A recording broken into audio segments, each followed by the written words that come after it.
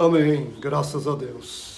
Que a graça e a paz de Jesus Cristo, nosso Senhor, seja com todos nós. Amém. Nós aqui reunidos e a todos que vão nos ver ou estão nos vendo, a graça e a paz de Deus que nos faz vencedores sempre. Nós vamos meditar na palavra do Senhor nessa nossa reunião. E queremos tomar uma palavra que está no Evangelho segundo escreveu Mateus, Evangelho escrito por Mateus, capítulo de número 14, e o verso 33. Nós vamos ler este versículo, que é a conclusão de todo um acontecimento potentoso da parte do Senhor Jesus. E é a reação que os discípulos tiveram diante daquela grande manifestação de poder feita pelo Senhor Jesus. Então Mateus escreve no capítulo 14, verso 33, dizendo o seguinte: Então os que estavam no barco o adoraram, dizendo: Verdadeiramente tu és o Filho de Deus. Verdadeiramente, tu és o Filho de Deus. Aqui estamos lendo a conclusão daquilo que é conhecido no texto de Mateus, de Marcos e de João, como o milagre do Senhor andando sobre as águas. Então o evangelista Mateus, Marcos e João falam deste milagre. Lucas, não sabemos por que motivo, não aborda esse grande milagre do Senhor. E aqui nós temos o Senhor Jesus sendo declarado pelos seus discípulos como Filho de Deus. Mas o que é que levou esses discípulos a fazerem essa declaração de fé que o Senhor, aquele homem que estava com eles, Jesus de Nazaré, era o Filho de Deus, aquele judeu conhecido como filho de José e Maria, irmão de Tiago, de Simão, de José, e tinha também algumas irmãs. De repente eles se prostram diante dele, o adoram, e declara isso: Tu és o Filho de Deus. Então tudo começa quando o Senhor multiplica os pães e os peixes para uma grande multidão. Depois de multiplicar os peixes e os pães e repartir os pedaços para aquela multidão, e todos comeram e ficaram, diz o texto, saciados, aquela multidão tomada por esse feito do Senhor, procuraram promover uma ação completamente contrária ao propósito do Senhor naquele momento. Então a multidão começou a agir no sentido de fazer com que Cristo, o homem Jesus de Nazaré ali presente, fosse declarado rei. Então houve uma manifestação nesse sentido. Então este é o profeta que nós estávamos esperando, ele é o Messias, então vamos declará-lo rei de Israel. E quando o Senhor Jesus notou essa manifestação daquela multidão, viu esse movimento todo, e dentro do contexto histórico em que eles estavam vivendo, o Senhor sabia que aquela manifestação seria, primeiro, fora de hora, fora de tempo, porque ele não estava ali para se declarar e se fazer rei de Israel. Ele estava ali com a missão primeira de resolver as questões espirituais, ou dar a sua vida como preço da salvação de toda a humanidade, não só de Israel. E o seu reinado, o seu reino só viria depois, num outro momento. Portanto, declará-lo, proclamá-lo rei naquela situação, era claro, era lógico que haveria uma reação por parte de Roma, ou do governador romano, e aquilo resultaria, como resultou mais tarde, numa catástrofe. Então, quando o Senhor Jesus notou que a multidão estava disposta a promovê-lo rei de Israel, Marcos e também Lucas vão dizer que ele obrigou. Note, o grego é bastante forte aqui nesse ponto. Jesus obrigou os seus discípulos a entrarem no barco e passarem para o outro lado. Então não foi uma ação livre dos discípulos, foram forçados. O Senhor Jesus mandou que eles entrassem no barco e passassem para o outro lado. O Senhor Jesus talvez querendo tirá-los daquele movimento, que não se envolvesse naquele movimento, talvez pensando numa consequência negativa para os seus discípulos. Então talvez uma atitude de proteção para os seus discípulos, ele os obriga a entrarem no barco e passarem para o outro lado. E os discípulos entraram no barco e saíram, e aí o Senhor, ele só, com a multidão, despediu a multidão, conseguiu desfazer aquela intenção e despedir a multidão naquele momento. Então esse primeiro movimento da multidão em fazê-lo rei. Segundo, essa decisão do Senhor de obrigar os seus discípulos a saírem dali para não, de repente, se envolverem naquele tumulto. E terceiro, ele mesmo fica ali com a multidão e consegue desfazer aquela intenção e despedir o povo daquele lugar. Em seguida, diz o texto que ele sobe ao monte, sobe a montanha para orar sozinho ali. E lá no alto da montanha, o Senhor vai passar um tempo orando, invocando o Pai, e falando com o Pai a respeito das situações da sua missão dentro do contexto daquela história. Certamente o Senhor queria mostrar também aos discípulos alguma coisa que os convencesse ou que confirmasse neles a sua verdade, a sua realidade enquanto filho de Deus. E aí os discípulos saem no barco e diz que a situação vai se complicando, porque o vento era forte e soprava contra o barco, e eles cheios de dificuldades para remar, e já havia remado cerca de 5 a 7 quilômetros de João, já estavam longe, e o Senhor então desce do monte e vai ao encontro deles, andando. Mateus e os Marcos, João diz, caminhando sobre as águas. Então o Senhor desce do monte, depois de orar, caminhando sobre as águas estão agitadas, o vento está soprando forte, mas ele caminha tranquilamente até chegar aonde estavam os discípulos. Então, quando os discípulos notaram que alguém vinha andando sobre as águas, caminhando sobre as águas, diz o texto que foram tomados de um grande medo. Ficaram tomados de medo e começaram, o grego diz, a berrarem, a darem gritos fortíssimos de medo. E gritando de medo, o Senhor então lhes diz, primeiro ele se identifica, ele diz, sou eu,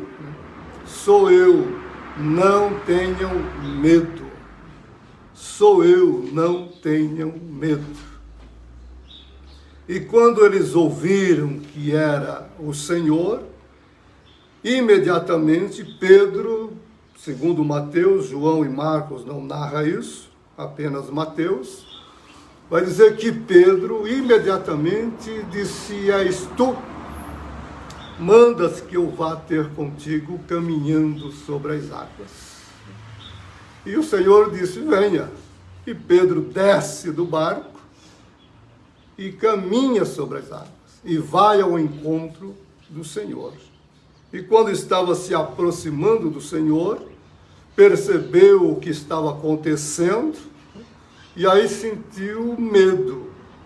E ao sentir medo, começou a afundar. E nesse momento ele grita, salva-me, Senhor. E o Senhor estendeu a mão, já estava ali próximo, e o levantou, tirou da água. E aí foram caminhando até o barco, os dois entraram no barco, e quando eles entraram no barco, o vento parou de soprar, o mar ficou calmo, e aí os discípulos todos se prostraram, adoraram o Senhor, e fizeram essa confissão, tu és o Filho de Deus. Embora o grego não tenha o artigo aqui, o Filho de Deus, apenas tu és Filho de Deus, mas nós sabemos que mais tarde Pedro vai fazer essa declaração, tu és aí tem o artigo, Filho de Deus. Então Jesus é Filho de Deus, o Filho de Deus, ele é o unigênito de Deus, é o único gerado de Deus, e ele é reconhecido como tal pelos seus discípulos. E Filho de Deus no sentido de ser ele divino, de ser ele também Deus, de ser aquele que eles aguardavam como Messias para libertar Israel. Então esse é o contexto em que nós temos essa declaração de fé dos discípulos. Depois de presenciarem esse grande manifesto do Senhor, esse grande feito do Senhor, eles acreditaram que de fato ele era o Filho de Deus. E a partir daí o Senhor segue com eles e a história tem o seu desfecho lá na cruz e depois na ressurreição, que nós vamos ver mais tarde, a ascensão do Senhor. Conclui de fato essa verdade. Então ele era realmente o Filho de Deus e ele é o Filho de Deus. Então aqui nós temos como que dando início de uma maneira mais consciente, mais evidente, a fé dos discípulos. Então eles estão tomados deste acontecimento e nessa visão toda eles confessam. Então a confissão de que Jesus é o Filho de Deus é o primeiro passo para a iniciação da nossa caminhada cristã. João vai dizer isso no seu Evangelho, capítulo 20, no verso 30. O Evangelho de João tem 2 últimos capítulos. Né? O capítulo 20 é o último, depois tem um outro último que é o 21. Então, o 21 possivelmente foi acrescentado depois. E ali no final do capítulo 20, então, ele vai dizer, essas coisas vos escrevi, falando dos milagres que ele presenciou, que ele conviveu com o Senhor, para que saibais que Jesus é o Cristo, e crendo nele, vocês terão a vida eterna no seu nome. Então, confessar que Jesus de Nazaré é o Cristo, é o Filho de Deus, é o passo inicial para a nossa caminhada de fé com ele. Então, nós nos tornamos cristãos quando reconhecemos que Jesus de Nazaré é o Filho de Deus, o Cristo. Então, esse é o ponto primeiro. Segundo ponto, Paulo vai dizer lá em Romanos capítulo 4, verso 25, que Jesus morreu pelos nossos pecados e ressuscitou para a nossa justificação. Então, esse homem que nós declaramos ser o Cristo, o Filho de Deus, ele morreu pelos nossos pecados e ele ressuscitou para a nossa justificação, para sermos justos, para sermos santos, para sermos redimidos realmente e estarmos em comunhão com Deus. E na mesma carta, no capítulo 10, no verso 9, Paulo vai dizer: todo aquele que crer que Jesus é o Senhor, crer no seu coração que Jesus é o Senhor, e com a sua boca confessar que ele ressuscitou dos mortos, está salvo, é salvo, será salvo. Então o Evangelho ele tem esses 3 movimentos, 4 movimentos, 5 movimentos, que aí a gente vai acrescentando uma porção de coisas. Então o primeiro passo é declarar que Jesus de Nazaré é o Cristo, o Filho de Deus. É reconhecer este homem como sendo ele o ungido de Deus, o enviado de Deus, o Messias, o Cristo. Depois é crer que ele morreu pelos nossos pecados. Esse homem que eu declaro ser o Filho de Deus, morreu pelos meus pecados. Pecados de ontem, pecados de hoje, pecados de amanhã. Ele morreu por mim na totalidade da minha existência. Então eu existo em função dessa sua morte por mim. Se ele não morresse por mim, eu não existiria. Então eu só existo, nós só existimos porque ele morreu por nós. Então ele se deu a si mesmo por nós. Segundo, ele ressuscitou dos mortos. E ele ressuscitou para que nós fôssemos justos diante de Deus. Para que Deus nos olhasse e nos visse justos em seu Filho Jesus Cristo. Então a ressurreição de Jesus garante para nós a nossa justiça. Então Deus não procura em nós justiça que são produzidas por nós, justiças que são realizadas ou feitas por nós. Deus busca em nós a justiça que é própria de Cristo em nós. Então somos justificados em Cristo e é essa justiça que nos põe em comunhão com Deus na vida aqui agora e para a eternidade toda. Então ele morre por nós e ressuscita por nós. E isso é dado a nós graciosamente.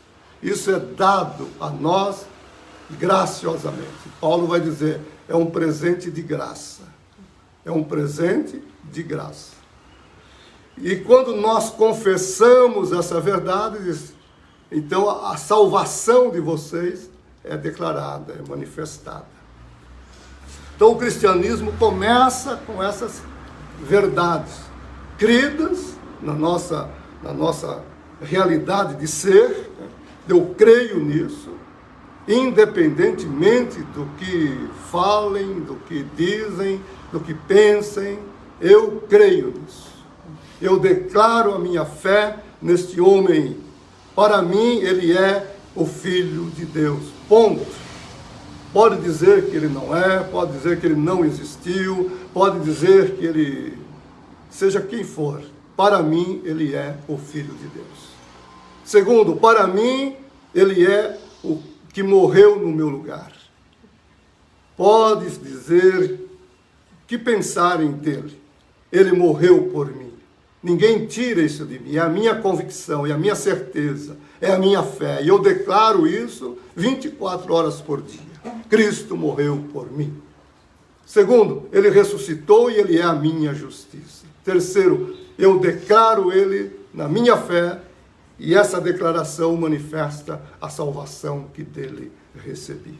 Então nós passamos a viver nesse mundo centrados, alicerçados, firmados nessas declarações, nessa base de fé que nós declaramos. E todas as situações da vida, veja, todas as situações desta vida serão vividas baseados nesta verdade. Haja o que houver agora, eu estarei sempre firmados nesta verdade.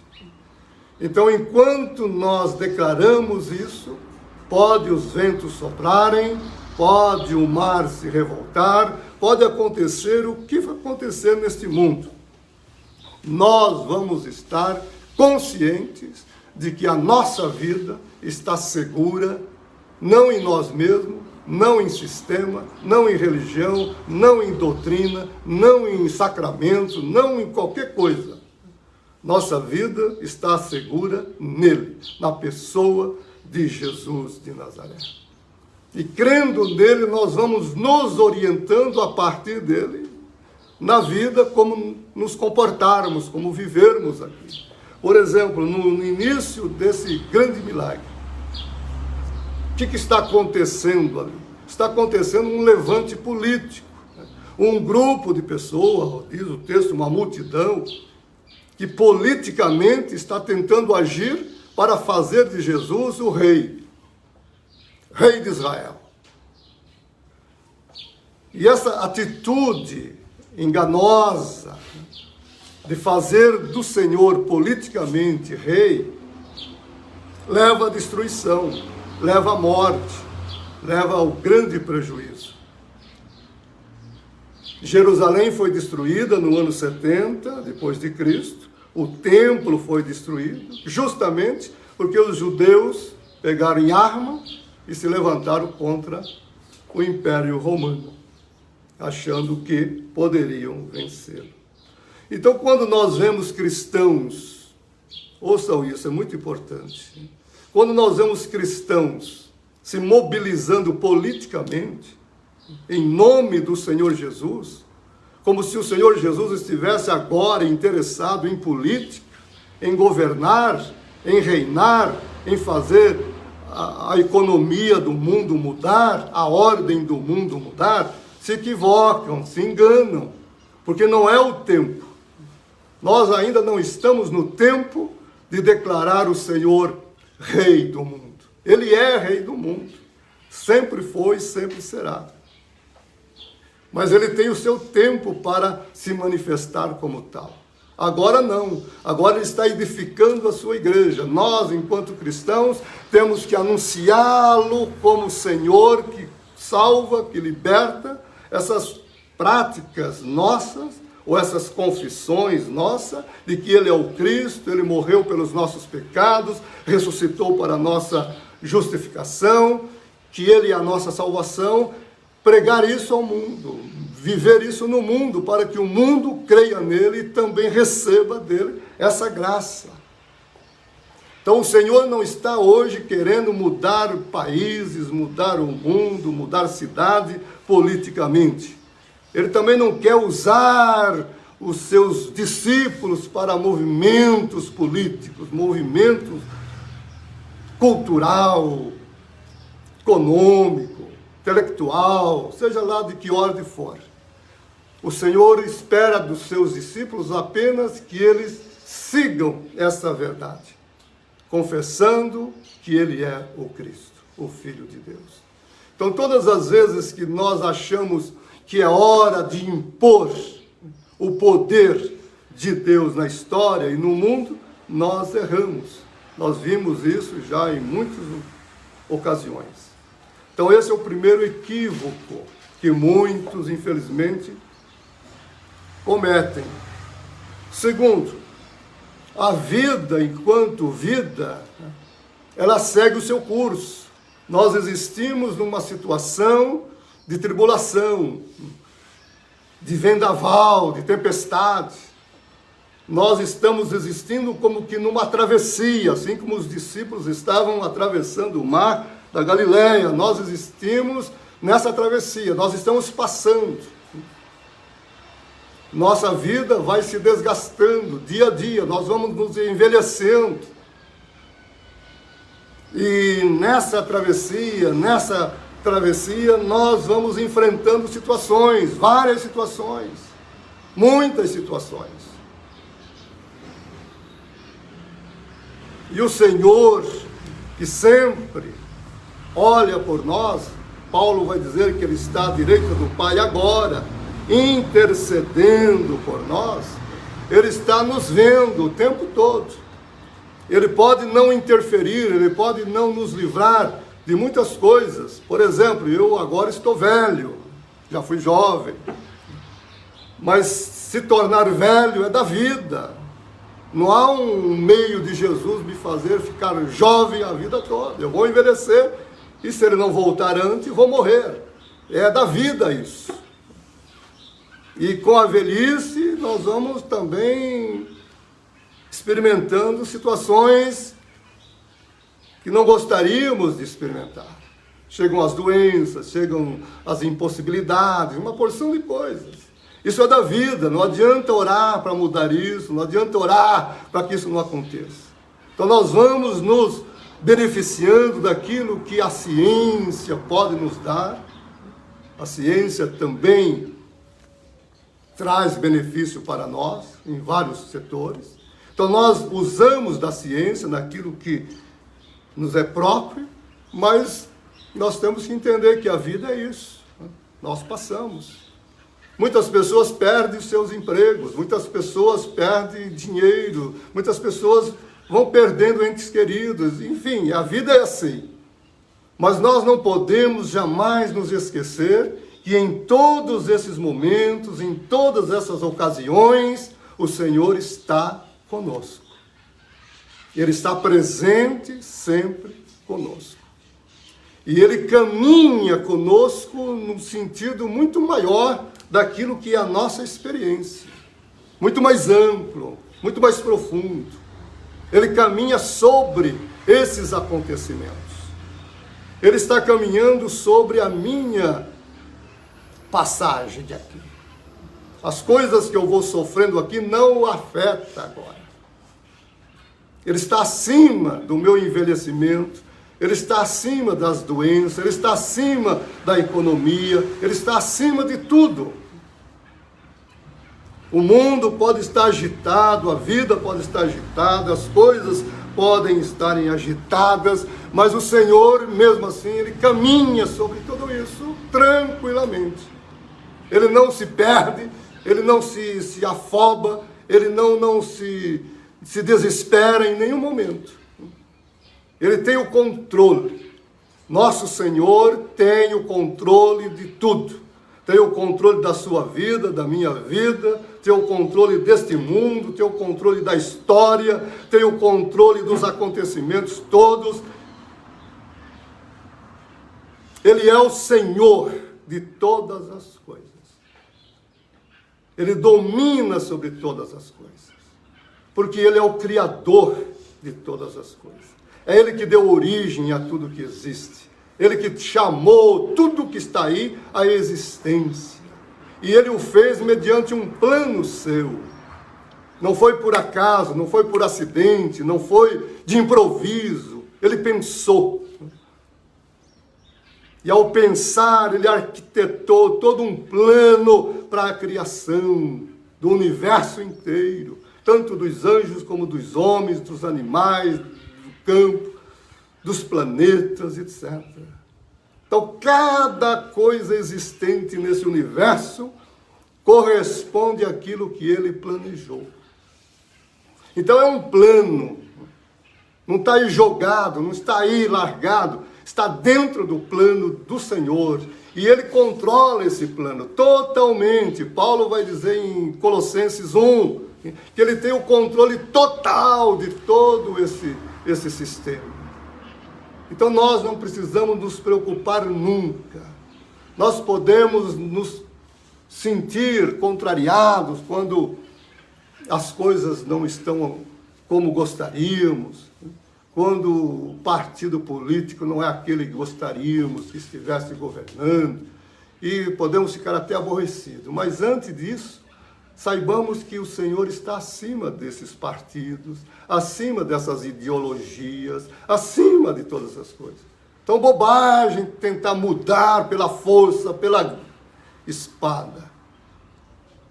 É confiança no Senhor que Ele está controlando, Ele está levando. Então, nós temos que viver Cristo 24 horas por dia, em meio a tudo que acontecer. Esse é o testemunho. Essa é a fé que nós declaramos no início. Tu és o Cristo, o Filho de Deus. Isso nos mantém na existência, nos mantém na vida, nos mantém todo o tempo. Então não pense que o Senhor Jesus está alheio à sua vida, às situações da sua vida, às coisas do mundo. Não está. Ele controla tudo, porque Ele é o Senhor de tudo. Quando Pedro aqui, para a gente fechar logo esse nosso tempo, Pedro se mostra Pedro. Quando o Senhor diz, sou eu, não temais, ele sem pensar, próprio dele, do seu temperamento, diz, se o Senhor me mandar, eu vou caminhar também sobre as águas. E o Senhor disse, vem, e ele pula do barco e começa a andar.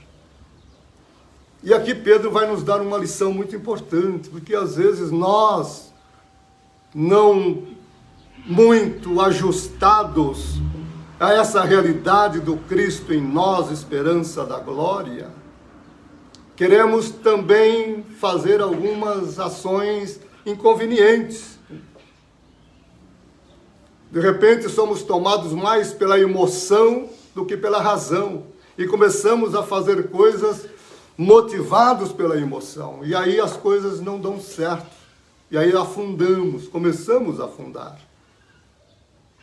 Então essa atitude de Pedro nos ensina que na vida, muitas vezes, nós deixamos de usar a razão e agimos pela emoção, achando que estamos agindo pela fé, pensando que somos gente de grande fé e que, portanto, podemos fazer isso.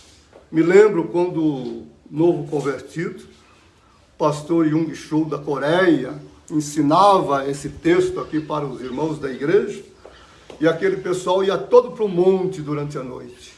Quase que a igreja toda ia para o monte orar. Orava a noite toda. Aí saíam de manhã do monte, desciam e saíam correndo para andar sobre o mar. Então, todo aquele pessoal entrando no mar, como que, vamos andar agora sobre o mar. E Show dizia que se você tiver fé, você anda. Literalmente. E eles achavam que poderiam fazer isso. E até hoje não tive notícia de que um deles conseguiu, pelo menos o que Pedro conseguiu aqui, dar alguns passos. Então, às vezes, essa tomada de atitude baseada na emoção. E muitos na igreja, líderes de igrejas, hoje as igrejas neopentecostais, elas usam muito essa emoção em nome da fé. Então elas emocionam as pessoas, elas mexem com o emocional das pessoas, até que as pessoas deem a eles tudo o que eles pedem.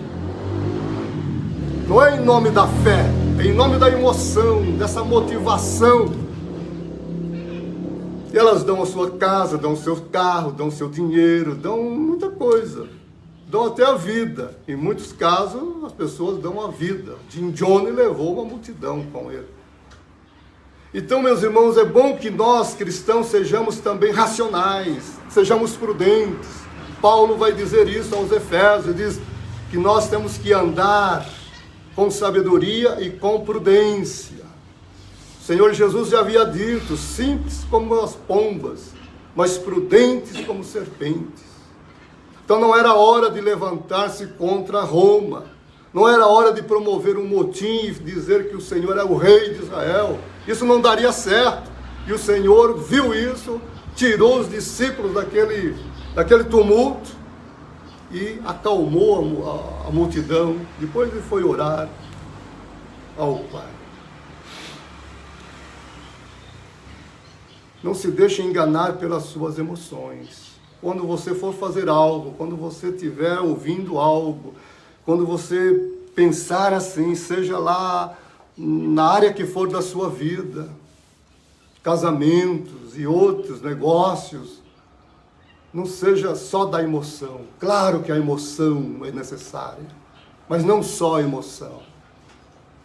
A fé é fundamental. Mas será que está havendo fé nesse momento ou está havendo mais a vontade de obter a coisa? Às vezes a minha vontade de obter um negócio é muito maior e me domina. E aí eu uso a fé como pretexto, mas na verdade é o meu desejo, é a minha vontade de obter aquilo. Então Pedro faz isso, eu irei. E ele foi, mas afundou. Mas ele clamou, Senhor, socorre-me, estou afundando. Que bom quando a gente reconhece, que bom quando a gente é humilde o bastante para reconhecer que nós não somos capazes de muita coisa, que nós não podemos nos dar a essa ousadia, nós não podemos nos dar a esse momento de grandeza, nós não podemos querer estar experimentando o sobrenatural assim. É perigoso. Tem os momentos, tem a direção do Senhor, tem a graça que nos mexe nesse sentido. E o Senhor estendeu a mão e socorreu Pedro. Graças a Deus que o Senhor nos entende, nos compreende. Não desanime se você tropeçou, se você falhou, se você ficou com medo algumas vezes, se você se perdeu. A mão do Senhor está sempre ao alcance da nossa. Aleluia. Aleluia. Ele está sempre perto de nós. E aí o Senhor vai dizer a Pedro: ô fé pequena, por que você duvidou? A palavra no grego aqui não tem homem, homem de pequena fé, só tem fé pequena. É como se o Senhor Jesus estivesse chamando Pedro de fé pequena, ou pouca fé, ou pouca fé. Nós temos pouca fé, nós somos de fé pequena ainda. Nós não temos a totalidade da fé. Às vezes eu penso que eu tenho toda a fé necessária, e aí descubro que ainda é pequena. O máximo de fé que eu tenho é para viver Cristo na vida, no dia a dia. Mas não posso me dar ao luxo de fazer experiências extras. Nós temos que ter essa compreensão.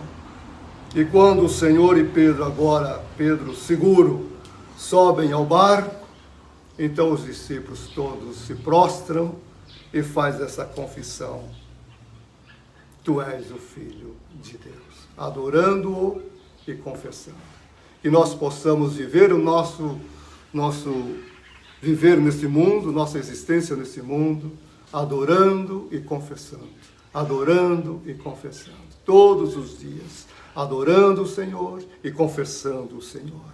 Não se esquecer nunca disso, não se meter em crencas, não se envolver em coisas fora essa vida simples e humilde de confissão e adoração e confissão. E quando chegar a hora final, nós podemos tomar aqui a metáfora da travessia. Uma hora vamos chegar do outro lado. Não tem como evitar, é inevitável. Nós vamos chegar do outro lado. E quando chegarmos do outro lado, podemos ter certeza de ouvir, aleluia, essa voz gloriosa: sou eu, não temais. Quando fecharmos nossos olhos para esta vida, quando chegar o limite desta vida, e nós tivermos que romper a fronteira dessa primeira existência, a primeira voz que vamos ouvir: sou eu sou. Não tenha medo, entre na vida, entre para a vida agora, sem tempestades, sem ventos, sem mar agitados. Entre agora para o gozo do teu Senhor. Que Deus te abençoe, que Deus me abençoe, que Deus nos abençoe, esclarecendo sempre para nós essa simplicidade da vida cristã, vivida no amor e na fé todos os dias. Em nome do Senhor Jesus. Amém e amém. Graças a Deus.